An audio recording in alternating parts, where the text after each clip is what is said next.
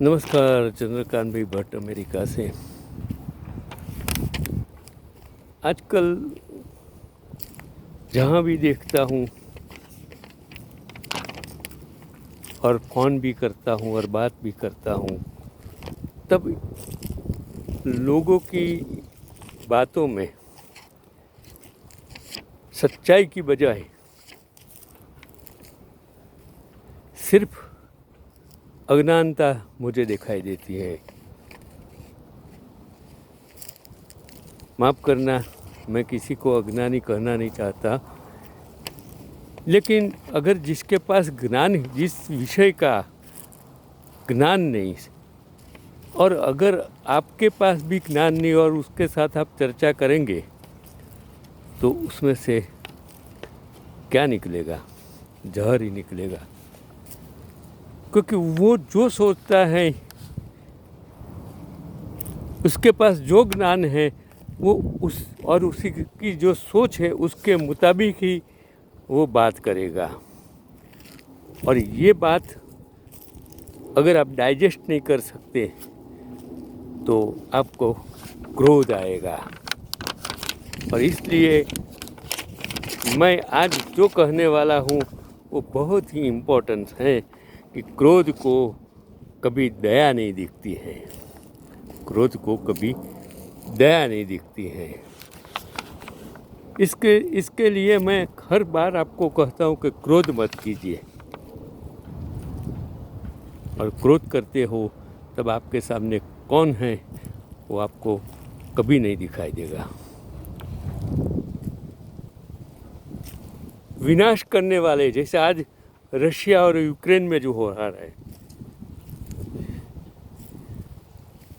जैसे हर युद्ध में होता है, जैसे आज जब मैंने देखा है कि जब राइट्स होता है, जो नेता लोग होते हैं वो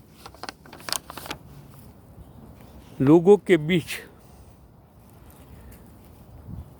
पत्थर मार के चले जाते हैं।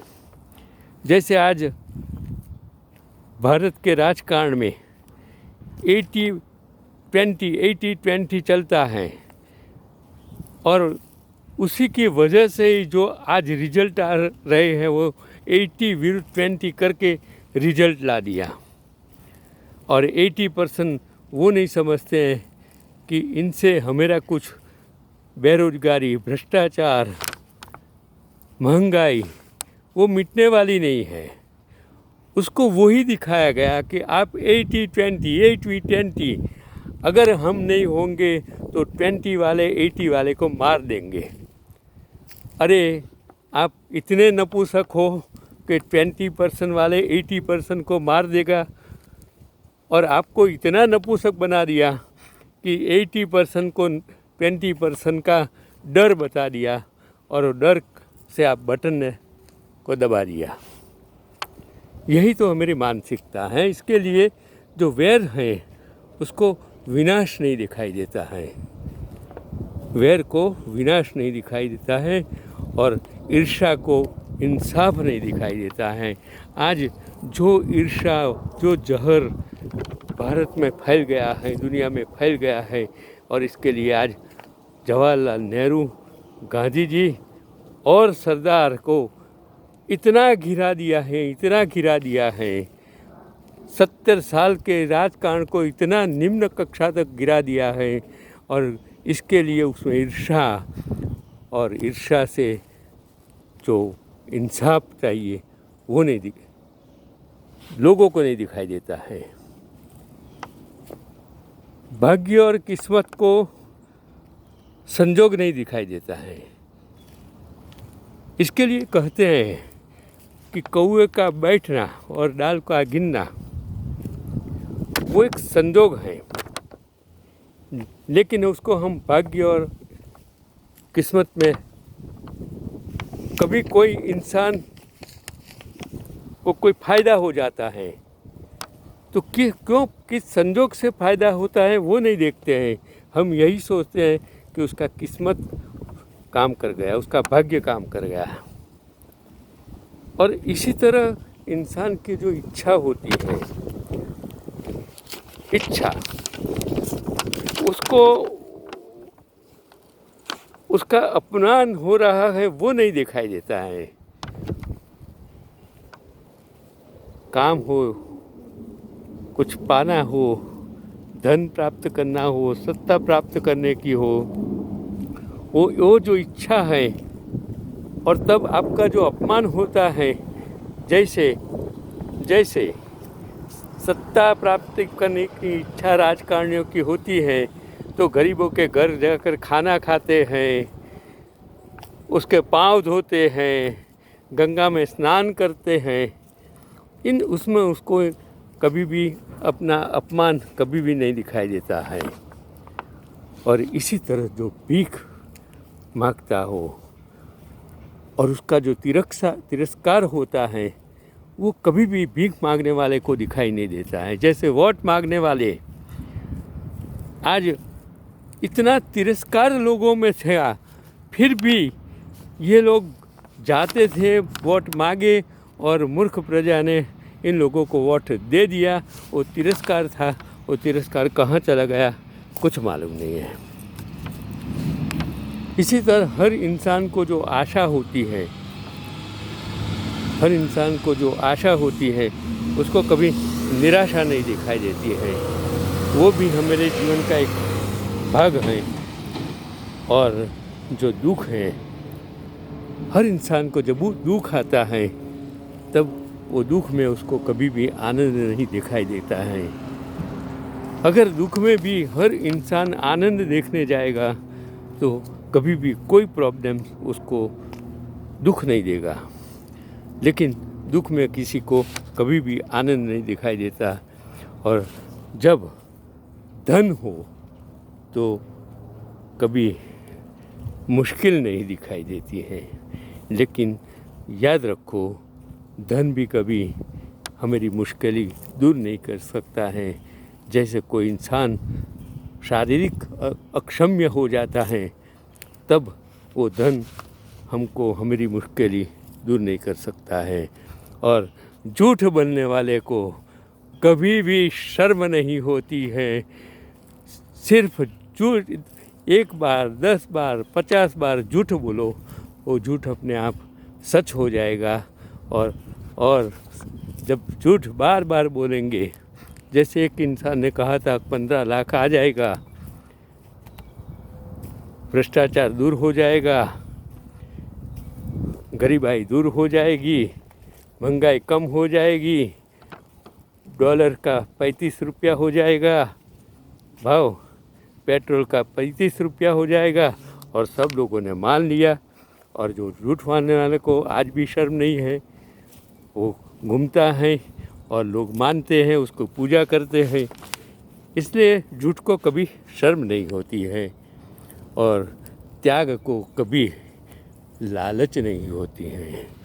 जिस इंसान ने त्याग कर दिया है, वो कभी सत्ता के सिंहासन से हर हमेशा धन से, सत्ता से दूर रहेगा। जैसे मैंने कहा था ने, डोंगरे जी महाराज, वो जिसने त्याग किया, उसके पास कभी भी लालच दिखाई नहीं दी। यही तो जीवन है। संसार को जीने की कला वही त्याग है। जात मेहनत करके आगे आने वाले को पगड़का की कीमत होती है, वो आप समझ जाइए। जिसने जात मेहनत की है उसको ही मालूम होता है कि पगड़का की कीमत क्या है। क्योंकि समय, संबंध और समाज में सब कुछ उसको सिखा दिया होता है। मैं क्या कहता हूँ समझ गए? क्योंकि समय, संबंध और समाज ने सब कुछ उसको सिखा दिया होता है। इसके लिए जो मेहनत करने वाले हैं उसको पगड़के की कीमत ज़रूर दिखाई देती है। इसलिए तो मैं कहता हूँ कि कभी कभी शब्दों की भी कीमत होती है, शब्द का भी मतलब है, लेकिन मतलब को मतलब समझना अगर आपके दिमाग में हो तो आप सच्चा अर्थ आप समझ जाएंगे। जो बोर्ड लगा हुआ होता है, या तो फॉरेस्ट डिपार्टमेंट हो, या तो पेट्रोल पंप हो, या तो हॉस्पिटल पर, जैसे फॉरेस्ट डिपार्टमेंट के आगे जो बोर्ड लिखा हुआ है कि shoot the birds, shoot the birds by camera. क्या बोला, क्या लिखा?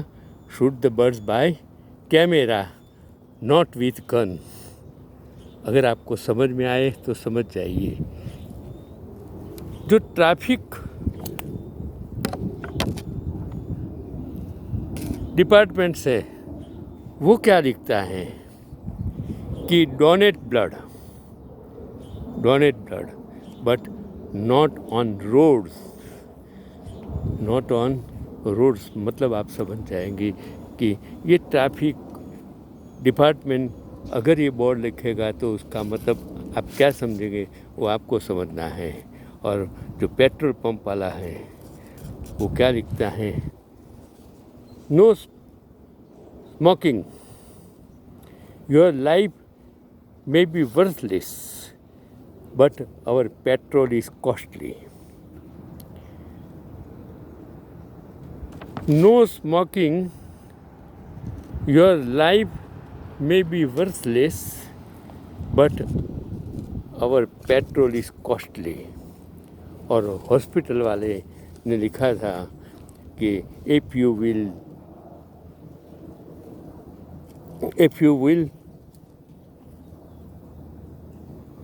what to if you still want to see, if you want to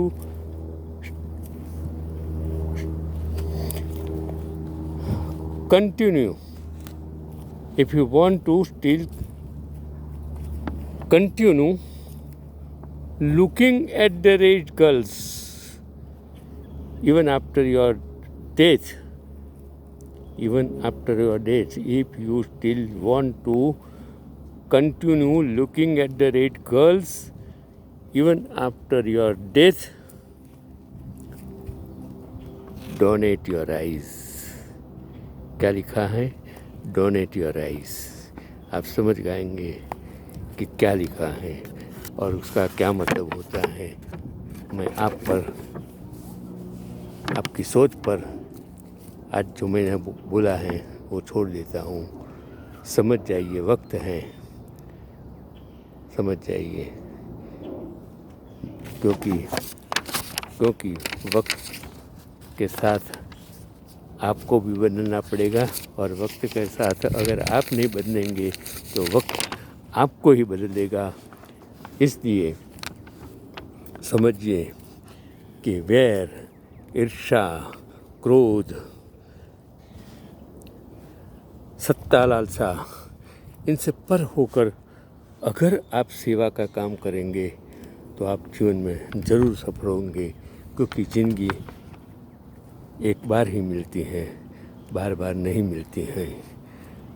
क्या पाया, क्या खोया, जब अंत आएगा हिसाब करने के लिए आपके पास वक्त नहीं होगा। अब समय है, समझ जाइए, सुधर जाइए, देश समाज गरीबों की रक्षा कीजिए।